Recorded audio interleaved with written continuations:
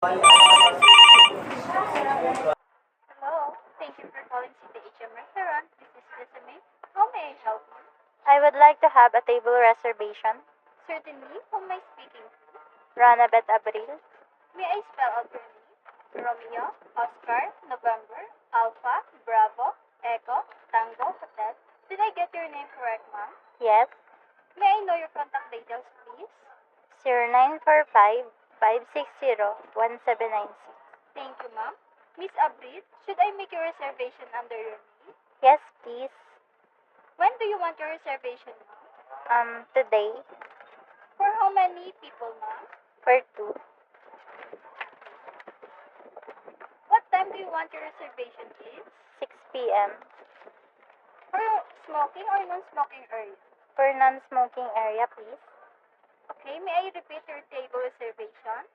Yes, please. You have your table reservation at 6 p.m. today, June 3, 2024, for 2 persons only. In the non-smoking area, under your name is Ronabet Abril with the contact number of 0945-601-796. Is that correct, ma'am? Yes. Is there anything you would like to request, ma'am? None. Okay, Miss Abril, thank you for patronizing CTHM Restaurant. We're looking forward to welcoming you. Thank you.